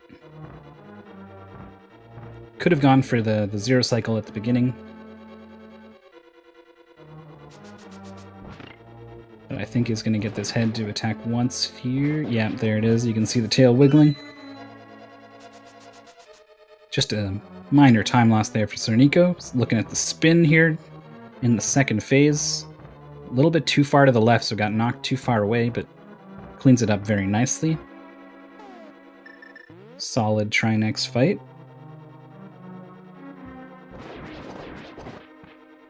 And the 7th crystal earned for SirNiko. The clock is ticking for CrossProduct. The location of the silver arrows could play a role in a Cross comeback. The big key in Ganon's tower could also play a major role in such a comeback. Ladies and gentlemen, boys and girls, we like to play a little game here on Speed Gaming whenever we do these Link to the Past randomizers. You see, there's a big key to be found in Ganon's tower to open the big door, so our players may actually defeat Agnum and Ganon at the top. And we don't know where this big key is going to be. It's been randomly placed in one of 22 locations. And it's up to you in chat to guess which of those locations is going to have the big key. If you knew and you don't know what I'm talking about, just put a number between 1 and 22 and you have entered to win. I'll get back to you on that, but you will have entered. Bombos found early on here in Ganon's Tower. And SirNiko is going right. Found a key and is going right. Not going to be waiting for the tile room. But this is the less popular choice. I'm not sure how the numbers shake out, but I want to say the right side is generally considered a little more of a gamble than the left side. It definitely was the case in the old days, but I don't know with the more recent changes to Randomizer.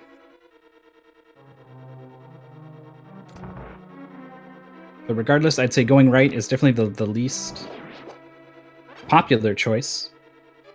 That means the odds that Cross won't do it are pretty big. Big key, where's it going to be? It is not in those first 4 locations. SirNiko is going to mirror out after getting the key. And that's some time for Cross to catch up. Cross is into the Trinex fight. And we can see that now that even if Cross does go left immediately, he is still behind. He's a heck of a lot closer than he was, if he does.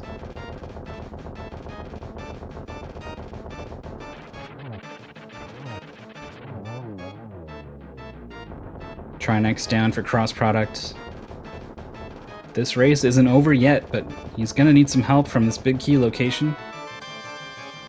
And he's going to need some phenomenal play in Ganon's Tower.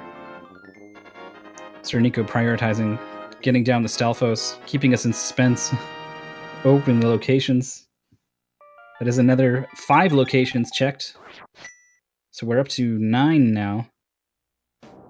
Pretty sure.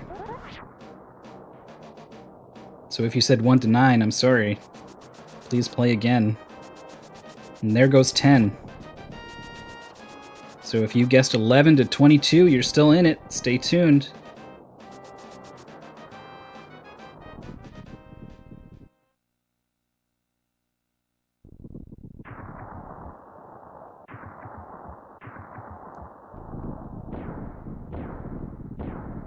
I think I might have missed one location.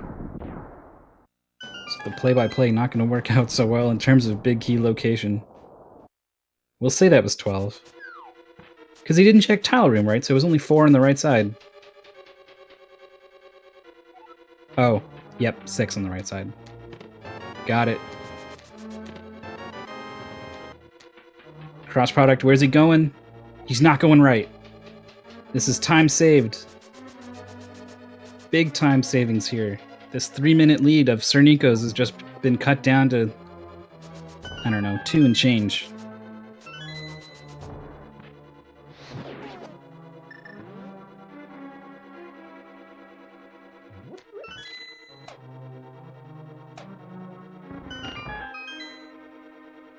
Yeah, of course, the tile room could be the big key. That would have been the real swing, wouldn't it? If CrossProduct had gone straight to the tile room. The comeback would have been real. As it is, CrossProduct is hoping that it's not there. Anywhere but there.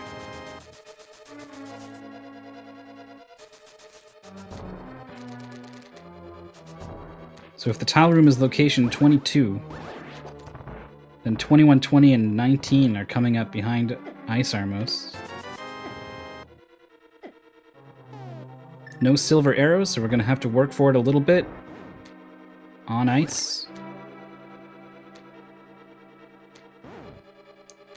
SirNiko, once again, not going to be going for any sort of quick kill on the Armos Knights. Here we go. 19, not a winner. 20, not a winner. Oh my god, it's in the tile room. Oh, this is a disaster. Well, it could be. Maybe Cross checks it right away. But it is 22, ladies and gentlemen. It hasn't been officially found yet. But by process of elimination, if you guessed 22, or if you specifically guessed Tile Room, I suppose, you are a winner.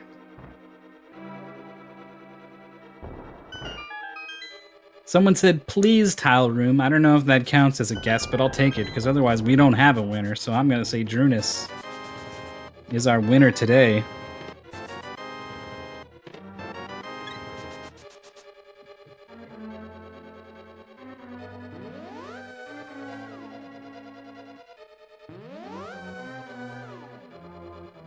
And you're right, it's not a disaster yet. Depends. It depends what CrossProduct does. He has a chance to check Tile Room without checking the right side.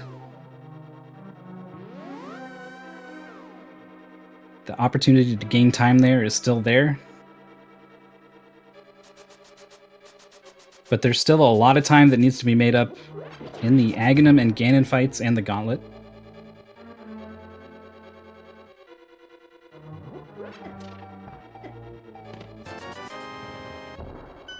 SirNiko down to 4 hearts. I think has a blue potion. But would probably rather have that or the Ganon fight if possible. Down to 4 now, 3.5, thanks to these mimics. This CrossProduct is dealing with the Ice Armos. Going to be using a very similar strat as SirNiko.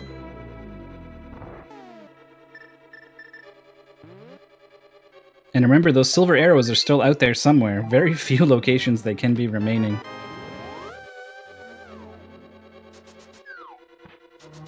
Just the other day, we had silvers appear in the validation chest after Moldorm.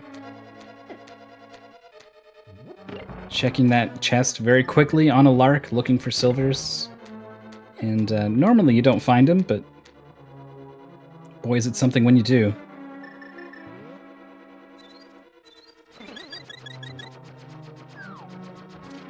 CrossProduct is doing the Tile Room!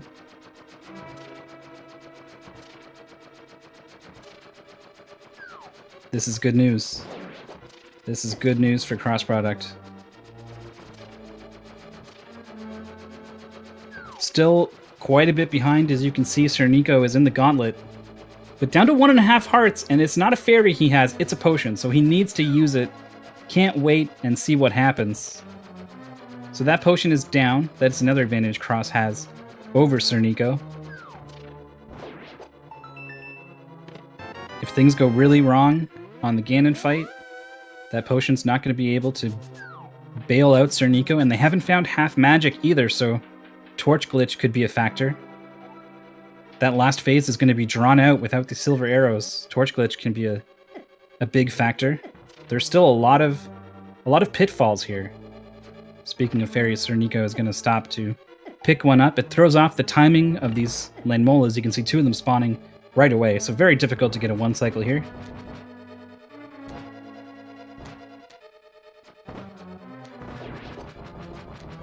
Cross gets 1 Mimic.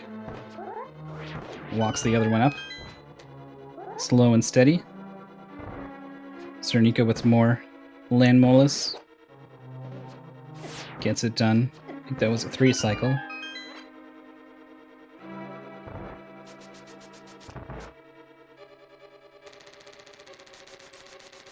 I don't really have a read on what either player feels like, how far ahead or behind they may be. Both players kind of did everything the same. Both players might, I think if anything, they would feel behind. Doing things like checking Turtle Rock, leaving Hookshot Cave.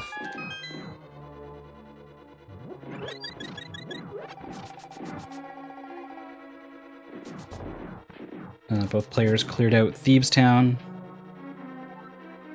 when they didn't have to. But then again, those are pretty...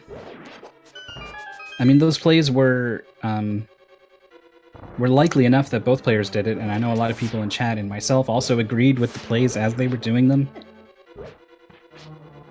So you might expect that your opponent has done the same, but I guess you can't always help but worry that maybe they didn't. So nerves might be running high for both players. CrossProduct is into the gauntlet now. He's doing what I like to do, which is just blindly follow the conveyor belt in the direction it's moving and slash everything.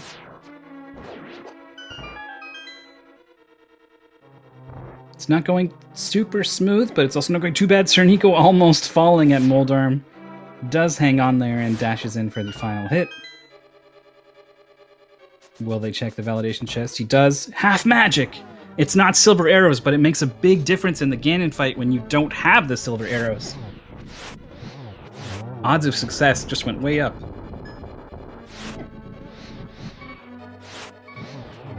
Cross is struggling in the Lamola's fight, and I don't think he got a fairy. Still has the blue potion if necessary. As SirNiko gets the Aghanim fight, just barely misses the 2 on that first cycle. Both of those went very far wide and then gets blue balled. Only 1 hit so far. That's going to be a double. Denied blue balls. Just 1 more on that phase. Not a great Aghanim 2 fight. Oh, missing one of the Wizard Robes as CrossProduct has to wait that out. Smartly does it with the block so he can camp out by the exit, but the block explodes too soon and is able to throw a sword beam at him thanks to the blue potion refill. Aghanim 2 finally down for SirNiko. Not the fastest of Aghanim 2s. CrossProduct still needs something else to go wrong on SirNiko's side.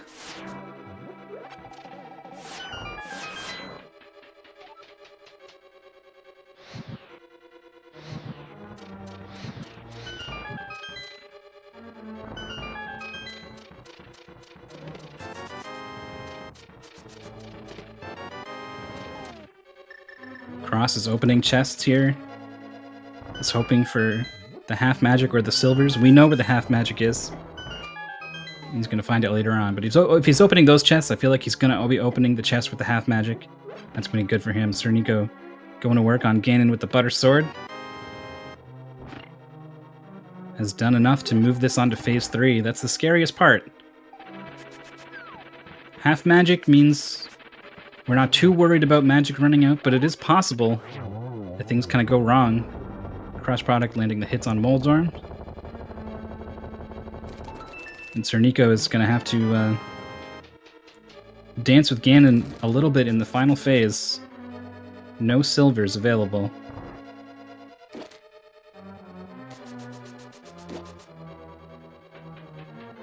I think it might take more than 1 fall. I don't know. It depends how long into the fight he goes before he falls. CrossProduct is only now getting into the Aghanim 2 fight. Torch glitch successful. So magic is probably not going to be a concern. Health also probably not going to be a concern. SirNiko's got a fairy and a lot of hearts.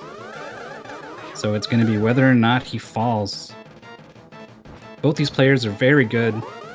A fall is not out of the question. But it's also fairly rare from players of this caliber. It's the only thing left. Otherwise, this is SirNiko. All the way. Has had a lead for most of the race.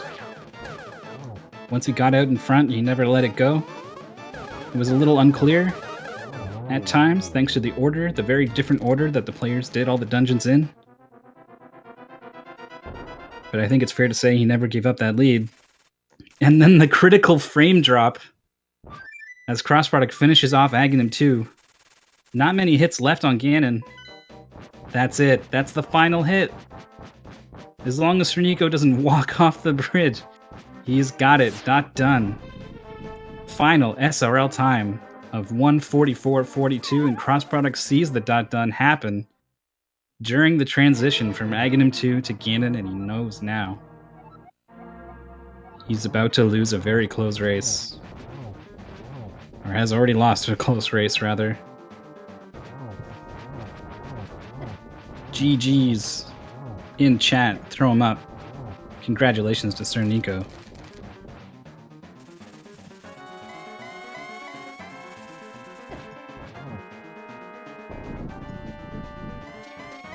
As CrossProduct enters the Ganon fight with 4 hearts and only blue mail. So I'm sure that if he were to give Ganon a big ol' hug, that would be a death. And no fairy. CrossProduct definitely wants to finish as strong as possible here. Figure out just how close he could make this race. Silver arrows were in Ice Palace. Pendant Ice Palace with no other required items. Honestly, with all the locations these players checked in this race, it's pretty likely that that's where it was.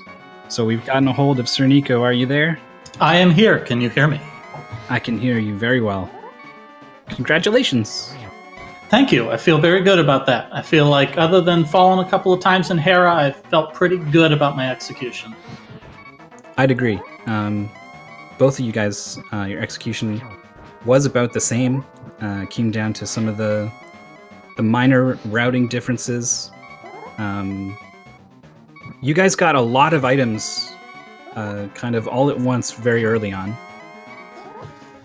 Yeah, it threw my routing off because I have a normal routing that I do Kakariko, do the South Shore, check out Zora, but I kept finding items that I kept saying, well, maybe I'll just check this place first, and maybe I'll just check this place first. So I did some weird routing in this one that I normally don't do.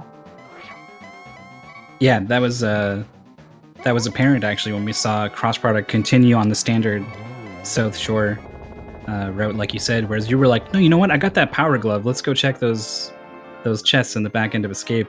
CrossProduct finishing just now, by the way. You guys were super close. Oh, wow. In this that is a close race. 147.21 is CrossProduct's final time. What was the major difference early on? I mean, you guys checked almost nothing in the same order, but you always kept coming back to these convergences. First one, the hammer for sale at Zora. Yeah, I should have checked that a lot earlier because I kept thinking, okay, I got the rupees and I got the glove, and that could be a good choice. I found something else, and so it's like, I'll go check something else. I finally got around to it, and I'm glad I did because that was a big one.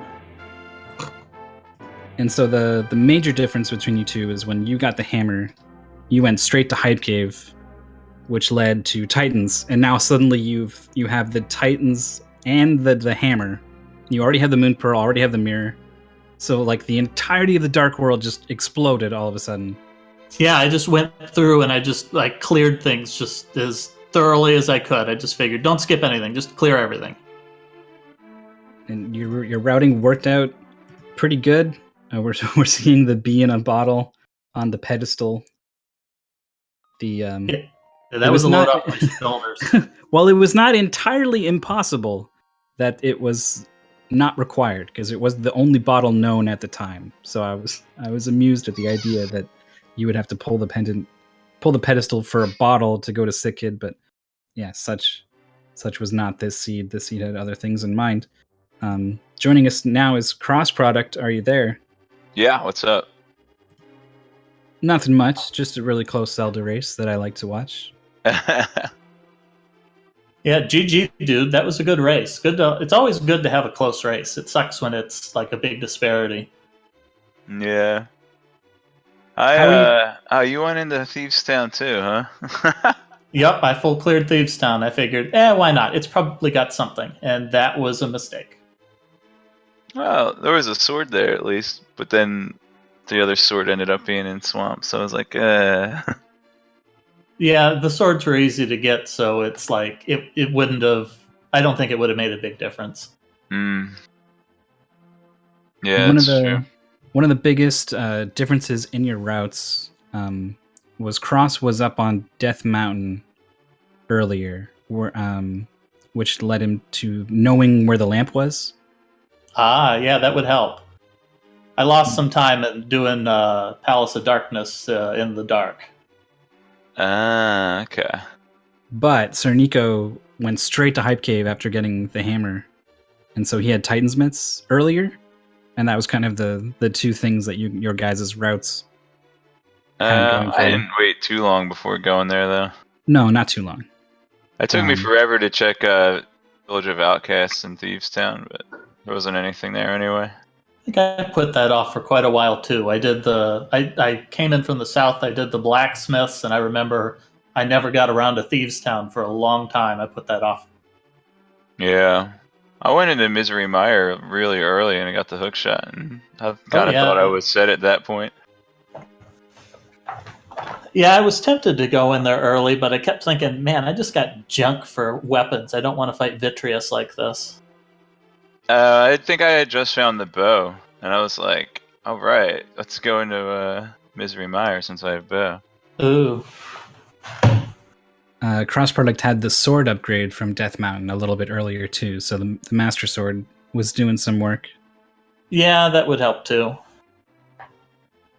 So a question from chat that I think is pretty good. Things would have been really different if you guys didn't do Thieves Town. SirNiko checked it a fair bit earlier. But, oh, really? Yeah, Cross did it very late, and actually had the hookshot from Meyer already.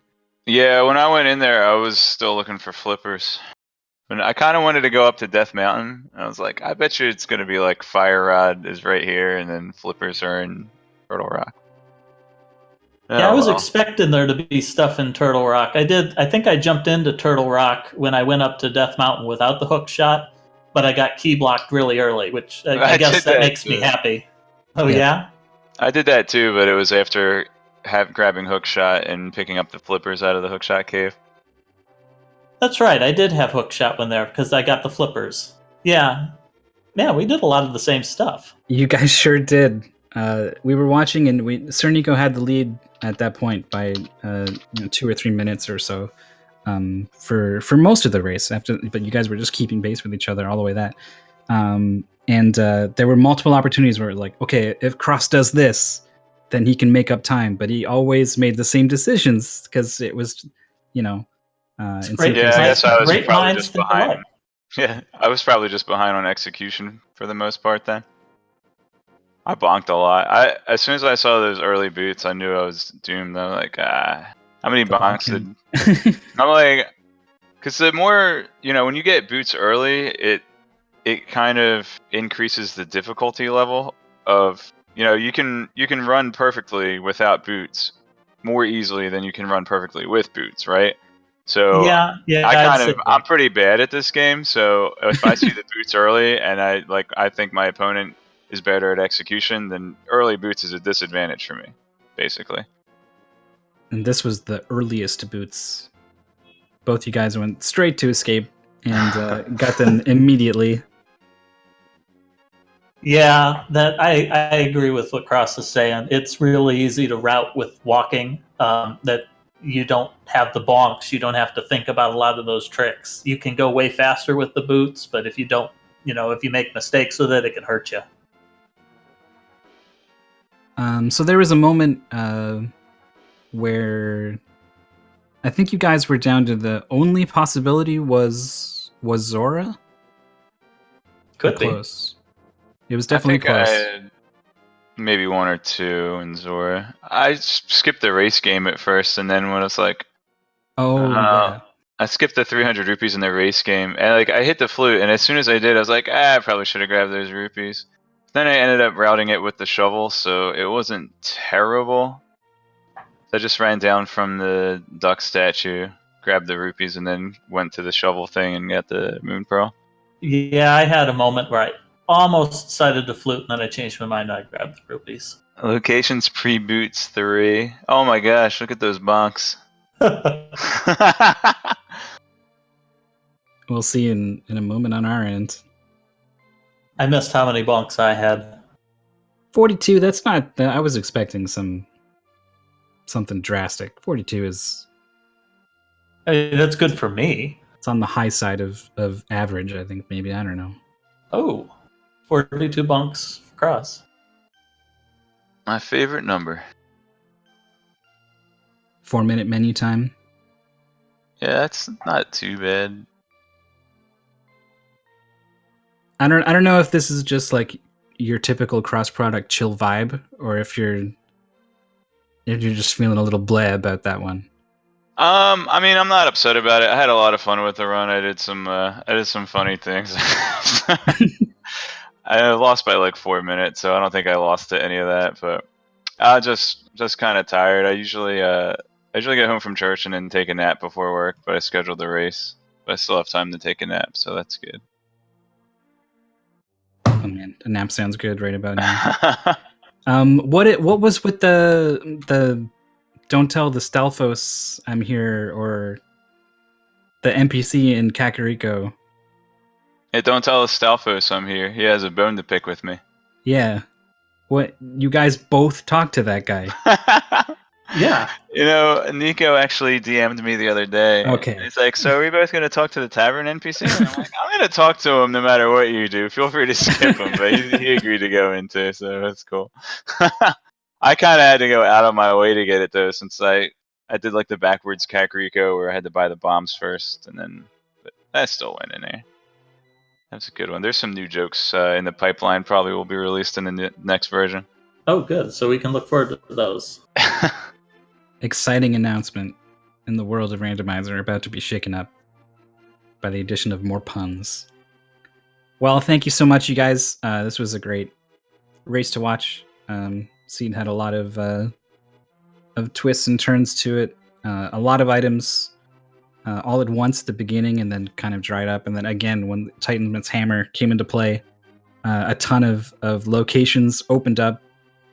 Yeah, it was good to watch. So congratulations to SirNiko. You are 2-2 now, I think. Yeah, that's right. 2-2 now. So definitely still in the cross product. You're gonna have to fight for the 3-3. Oh well. I mean, I just that fighting spirit. Yeah. Yeah. All right. I mean, I hope I win just because I really like playing. So winning means I get to play more. But I don't really.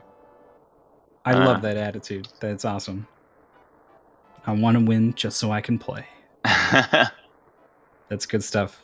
All right. Well, thank you so much for talking to us, and best of luck going forward, guys. Yeah, good luck to you, Cross. I just got to do one thing. I just realized, like, wait, there's movement on the screen. Where are we going?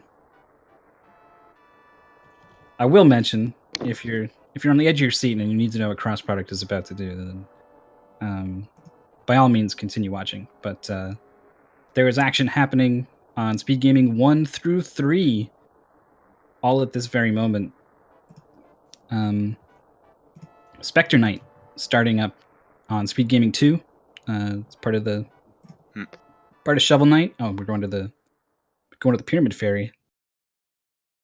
If you're looking for silvers, like I noticed, well, I don't know, Ganon said it, so you probably noticed too. But on Speed Gaming 1, a really cool thing, the Ocarina of Time Championship Series should have just started taking place. That is, they do really interesting things with that game. If you like the way that Randomizer is different. Oh yeah, they have some really good goals for that. I've watched a few of those. Yeah, definitely watch the Ocarina of Time races. Well, you can't get him in there. I walked in and despawned the bomb. Oh, the whole... Oh, boy. I'll get him. You're going all the way back. I don't know if we can... That's all right. Follow well, I can still keep doing plugs, because there's a lot going on the channel. In addition to Ocarina of Time Championship, we've got Super Metroid Randomizer is really late into the tournament. Really competitive matches happening there. And Super Metroid Randomizer, a best of 3, is taking place on Speed Gaming 3 right now. The first match should be a good chunk of the way in, so you might want to tune in to see what's going on there.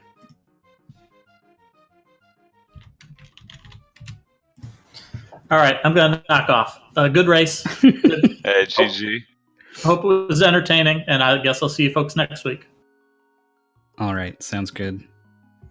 Thank you so much, SirNiko. I cannot believe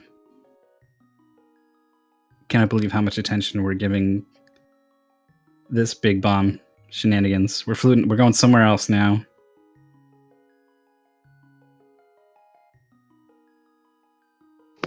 Oh, okay. 2, 1. Bam! Got her. Boom. Done it. Game over. Got him. Trying to tell me what to do. Get exploded. Ladies and gentlemen, that's going to be our exciting match here between SirNiko and CrossProduct in the A Link to the Past Randomizer Fall Tournament Round 4 match. If you want to see more, it's going to be Randomizer happening again soon, today, eventually. 5:30 p.m. on Speed Gaming 2 is your next A Link to the Past Randomizer match. But content going on Speed Gaming 1, 2, and 3 pretty much all day. So stay tuned. I've been your commentator, Mythical 9. Been a blast. Shoutouts to our tracker, who I named earlier, and where is it? The name is FFGuru78 is our tracker today. And of course, our lovely restreamer Clifford does an amazing job. Runners' names. Does this work? Yeah, there we go. The Great SirNiko and CrossProduct. Links in chat to follow those runners. Absolutely do recommend. I also recommend that you come on back for more Randomizer later. And hopefully I'll see you then. Have a good day, folks.